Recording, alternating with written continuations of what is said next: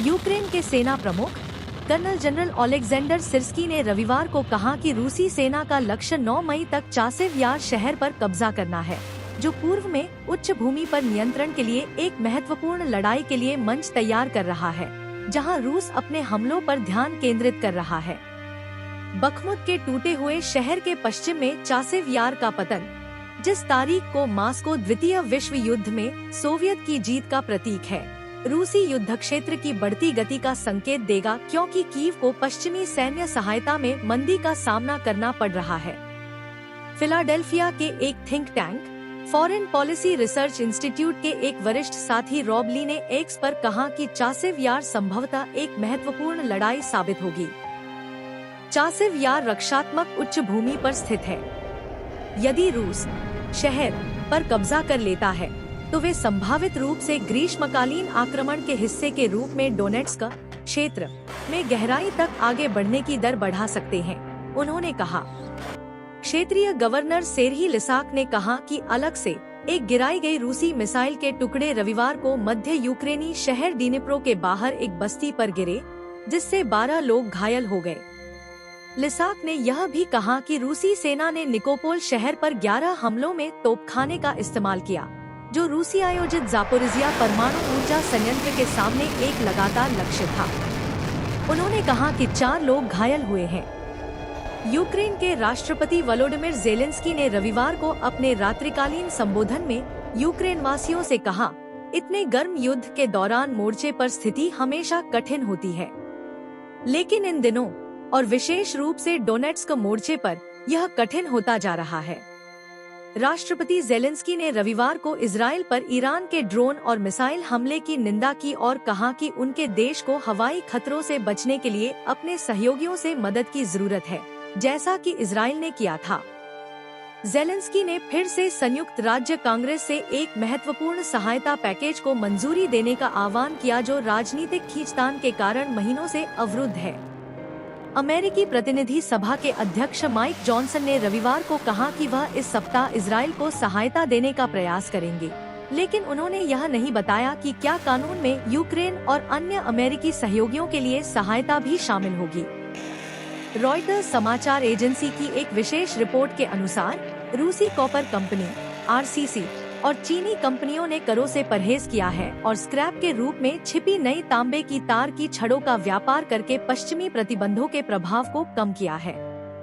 Zelensky ने कहा कि जर्मनी महत्वपूर्ण समय पर यूक्रेन को अमेरिका निर्मित पैट्रियट वायु रक्षा प्रणाली और वायु रक्षा मिसाइलें देगा।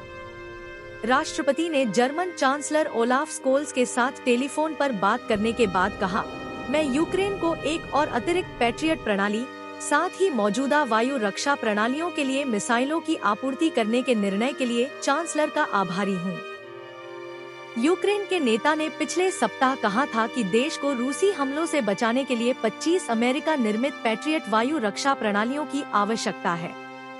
यूक्रेन युद्ध ब्रीफिंग, चासिव यार रूसियों का अगला बड़ा उद्देश्य है, ओलेक्जेंडर सिर्स्की कहते हैं। Institute for the study of war ISW ने आकलन किया है कि यूक्रेन पर रूसी हमलों को ईरान के सप्ताहांत में इजरायल के खिलाफ ड्रोन और मिसाइलों की बमबारी के मॉडल के रूप में इस्तेमाल किया गया था। ड्रोन को बैलिस्टिक मिसाइलों को दागे जाने से काफी पहले लॉन्च किया गया था, इस उम्मीद में कि वे क्रूज मिसाइलों और ड्रोनों के लगभग उसी समय इजरायल की वायु रक्षा विंडो में पहुंचेंगे। रूसियों ने यूक्रेन के खिलाफ इस तरह का दृष्टिकोण बार बार इस्तेमाल किया है।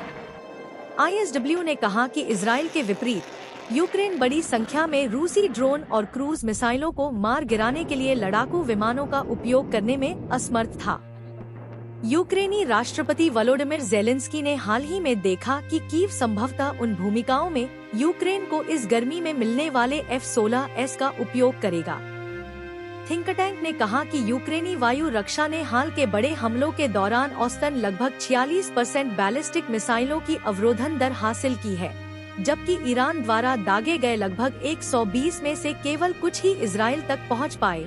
यूक्रेन के खिलाफ रूस द्वारा किए गए किसी भी एक हमले में इस्तेमाल किए गए से कहीं अधिक। यूक्रेन के commander in chief colonel general Oleksandr Syrskyi ने कहा है कि रूसी सेना का लक्ष्य 9 मई तक चासिव यार शहर पर कब्जा करना है। यह वह तारीख है जिसे रूस दूसरे विश्व युद्ध में सोवियत की जीत के रूप में मनाता है। सिर्स्की ने कहा कि रूस क्रामाटोर्स्क शहर की ओर बढ़ने से पहले अपने प्रयासों पर ध्यान केंद्रित कर रहा था।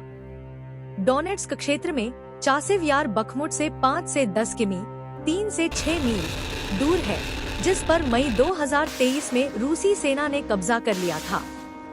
फिलाडेल्फिया के एक think tank foreign policy research institute के एक वरिष्ठ साथी रॉब ली ने एक्स पर कहा कि चासिव यार संभवतः एक महत्वपूर्ण लड़ाई साबित होगी। चासिव यार रक्षात्मक उच्च भूमि पर स्थित है। यदि रूस शहर पर कब्जा कर लेता है तो वे संभावित ग्रीष्मकालीन आक्रमण के हिस्से के रूप में डोनेट्स्क क्षेत्र में गहराई तक आगे बढ़ने की दर बढ़ा सकते हैं। रूसी सेना को अभी भी शहर लेने के लिए नहर पार करनी होगी, लेकिन वे अब शहर के दक्षिण पूर्व में नहर तक पहुंच गए हैं। गोला बारूद की तत्काल बढ़ी हुई डिलीवरी महत्वपूर्ण साबित हो सकती है।